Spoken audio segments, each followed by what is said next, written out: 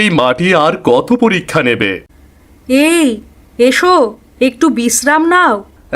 এই নাঙলটা আটকে গেল কেন?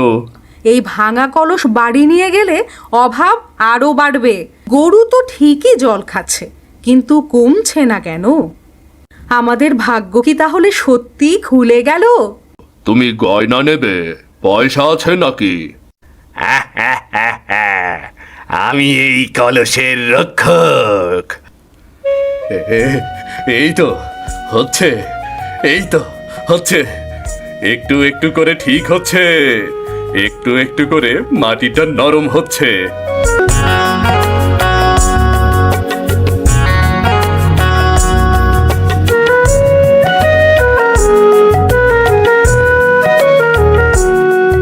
আহ, আর কত? এই মাটি আর কত পরীক্ষা নেবে? এক ফোঁটা জল নেই, সব ফসল শুকিয়ে যাচ্ছে। বেলাও যে গড়িয়ে গেল, গিন্নি তো এখনো এলো না।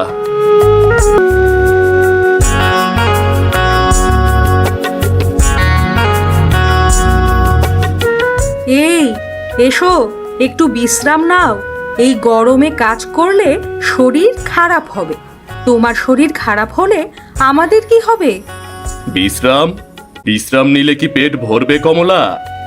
এই যে দেখছো, এই মাটি আমার সব। এই মাটি যদি কিছু না দেয় তাহলে আমরা কি খাবো বলো? আর আমাদের ছেলে মেয়েদের মুখেই বা কি দেব? জানি গো জানি, কিন্তু শরীর তো আর মানবে না। একটু জল খাও, তোমার মুখটা শুকিয়ে গেছে।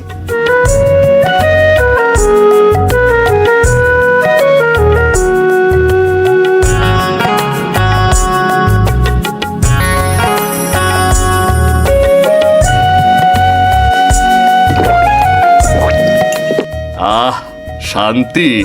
কিন্তু এই শান্তি তো ক্ষণিকের। আমাদের ভবিষ্যৎ কি হবে কমলা? এই অভাব আর কতদিন চলবে? আমাদের কি কোনোদিন মুক্তি মিলবে না এই দারিদ্রতা থেকে? ভগবান যা করেন ভালোর জন্যই করেন। আমাদের ধৈর্য ধরতে হবে। তিনি নিশ্চয়ই আমাদের জন্য ভালো কিছু রেখেছেন। ধৈর্য? আর কত ধৈর্য ধরব? আমাদের দিন কাটে প্রকৃতির দয়ার ওপর নির্ভর করে। প্রকৃতি যদি মুখ ফিরিয়ে নেয় তাহলে আমাদের কি হবে? আমাদের কি শুধু তাকিয়েই থাকতে হবে বলো?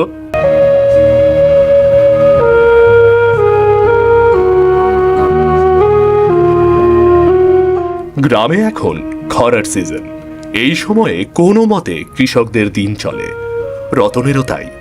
গ্রামের এক সাধারণ কৃষক সে। এই জমিতে কাজ করেই ছেলে মেয়ে নিয়ে ঘর সংসার চলে। কিন্তু প্রকৃতি মনে হয় এবার মুখ ফিরিয়ে নিয়েছে।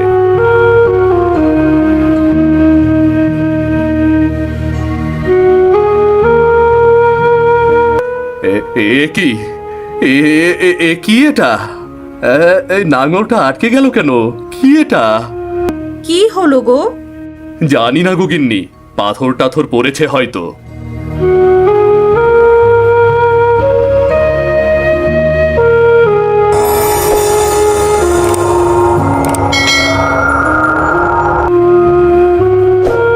কি হয়েছে গো?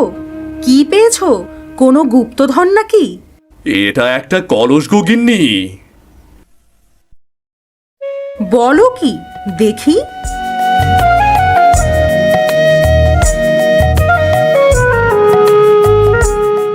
মাটির এত গভীরে এটা কি করছে? এটা তো অনেক পুরনো মনে হচ্ছে গো।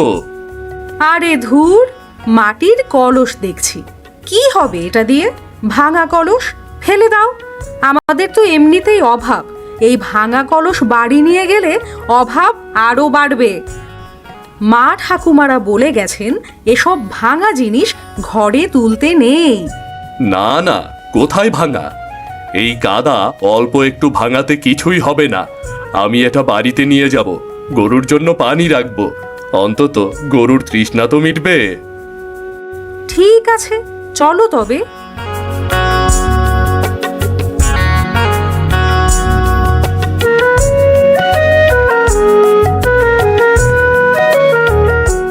এই হলো রতনের কুঁড়ে ঘর। ঘরটি ছোট কিন্তু পরিষ্কার পরিচ্ছন্ন।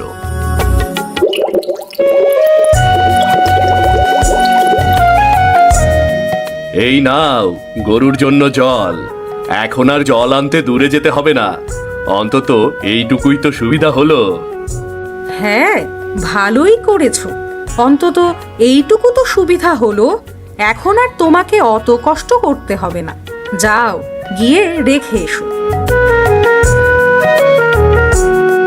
নে নে, এবার প্রাণ ভরে জল খাবি। এটা সব সময় তোদের সামনেই রাখবো।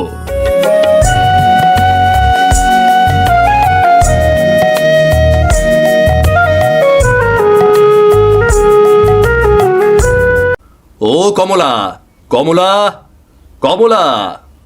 কি হলো শুনি? এত ডাকছো কেন? তুমি কি কলসে আবারও জল ভরে দিয়েছো নাকি? না তো, এ কথা কেন বলছো? আমি তো জল দেইনি। সেই যে 2 দিন আগে তুমি জল ভরে দিয়েছিলে, তারপর তো আমিও একদম ভুলেই গেছি। হায় হায় রে, কলসির জল হয়তো সব শেষই। আমার তো মনেই ছিল না। দেখি দেখি, সরো তো, আবার একটু ভরে দেই। আরে, এ কি? কলসি তো ভরা। হ্যাঁ, তাই তো বলছি। দেখো, 2 দিন হয়ে গেল, কিন্তু কলসের জল একটুও কমেনি। এটা কিভাবে সম্ভব গো? গরু তো জল খেয়েছে, তাই না, নাকি? তাই তো, এটা তো অদ্ভুত। গরু তো ঠিকই জল খাচ্ছে, কিন্তু কমছে না কেন? আমার কি মনে হয় জানো? হয়তো এটা কোনো সাধারণ কলস নয় গো। এর মধ্যে কিছু একটা আছে। এই এই এই এই দাঁড়াও দাঁড়াও, দেখাই তোমাকে।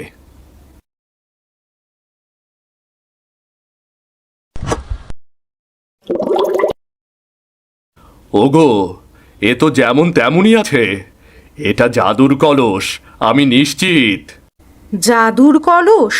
তুমি কি বলছো এসব? এটা কি সত্যি? আমাদের ভাগ্য কি তাহলে সত্যিই খুলে গেল? হ্যাঁ, আমাদের ভাগ্য খুলে গেছে কমলা। এখন আমাদের আর অভাব থাকবে না। আমরা আর গরিব থাকবো না। কি মজা! দাও তো দেখি, আমার কাছে দাও। চলো, আগে ঘরে চলো। যাও গিন্নি, চাল নিয়ে এসো।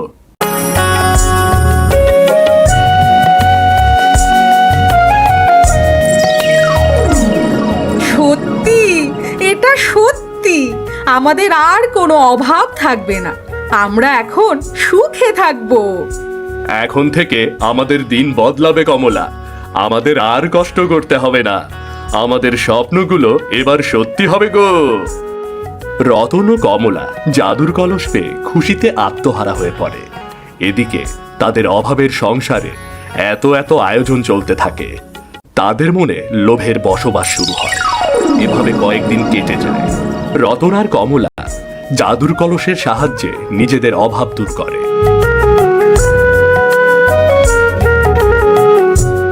দেখো শাড়িটা, কি বেশ মানিয়েছে না আমায়? হ্যাঁ, কিন্তু কিন্তু কিন্তু কি? শুধু চাল ডাল দিয়ে এভাবে কলস ভরিয়ে কি বড়লোক হওয়া যায়? যদি একটা সোনার গয়না থাকতো, তাহলে তা দিয়ে কলস ভরা সোনা পেতাম গো।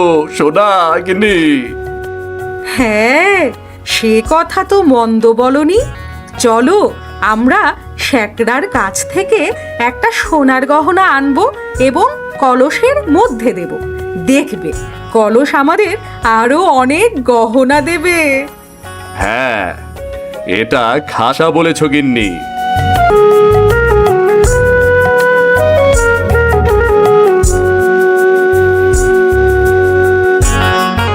কি চাই রতন? আজ হঠাৎ আমার দোকানে? একটা সোনার গয়না চাই গো ভাই, সবচেয়ে সুন্দরটা, সবচেয়ে দামিটা। সে কি গো, তুমি গয়না নেবে? পয়সা আছে নাকি? আরে, একদিনের জন্য একটু দাও। আমার বউ তার মাসির বাড়ি যাবে, এজন্য ভাড়ায় নিতে এলাম গো। ও, তাই বলো।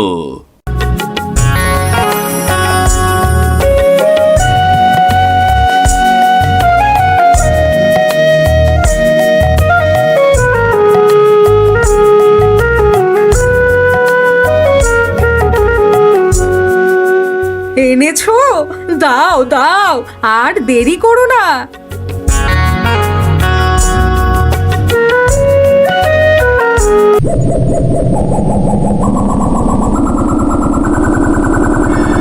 আরে, এ কি হলো? আরে, এটা কি? কে তুমি? আমি এই কলসের রক্ষক। প্রয়োজনে ব্যবহার করলে আমি কিছুই বলি না, কিন্তু প্রতিবার যদি এমন কিছু নিতে চাও তবে আমাকেও কিছু দিতে হবে। তোমাকে? হ্যাঁ, কিছু নিতে হলে তোমাদেরকেও কিছু হারাতে হবে, এটা আমার নিয়ম। বলো, তোমরা রাজি? বলো বলো। ওগো, আমরা আর কি দেব? আমাদের তো আর কিছু নেই, তুমি বরং রাজি হয়ে যাও। ঠিক আছে, আমি রাজি, কিন্তু কি নেবে তুমি বলো। সময় হলে জানতে পারবে। এখন শুধু এটুকুই জেনে রাখো, তোমরা যা চাইবে তার বিনিময়ে কিছু হারাবে। আমাদের আর আছেই বা কি দেওয়ার মতো? আমরা গরিব, আমরা রাজি। ভালো, তাহলে তাই হোক। রাক্ষসটি আবার কলসের মধ্যে প্রবেশ করে। কলস থেকে আরো অনেক সোনার গয়না বেরিয়ে আসে।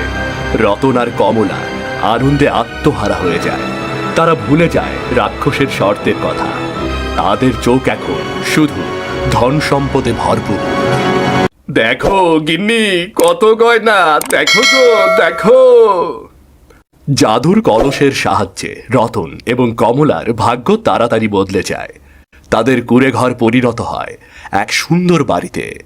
বাড়িটি বিশাল, তার চারপাশে বাগান। তাদের অভাব দূর হয় এবং তারা গ্রামের সবচেয়ে ধনী দম্পতি হয়ে ওঠে। আমাদের আর কোনো অভাব নেই, আমরা এখন গ্রামের সবচেয়ে ধনী, আমাদের আর কোনো চিন্তা নেই। হ্যাঁ কমলা, সব এই কলসের জন্য গো।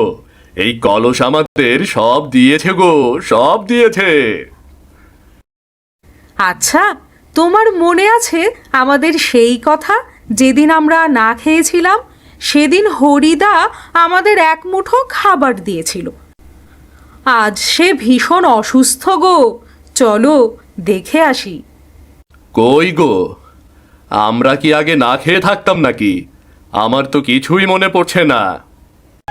তাদের দিন সুখেই যাচ্ছিল, কিন্তু রাক্ষসের সেই কথা তারা ভুলেই গিয়েছিল। ধীরে ধীরে তারা লক্ষ্য করে তাদের পুরনো স্মৃতিগুলো হারিয়ে যাচ্ছে। তারা তাদের শৈশবের কথা, তাদের বাবা মায়ের কথা, তাদের অভাবের দিনের কথা ভুলে যেতে শুরু করেছে। তাদের মন থেকে যেন সবকিছু মুছে যাচ্ছে। জানো, আমার না বাবা মায়ের মুখও যেন ঝাপসা হয়ে আসছে। কেমন ছিল তারা, সবই যেন ভুলে যাচ্ছি। হ্যাঁ গো, আমারও তাই মনে হচ্ছে কমলা। আমি যেন সব ভুলে যাচ্ছি। আমাদের প্রথম দেখা কোথায় হয়েছিল সেটাও মনে পড়ছে না আমার।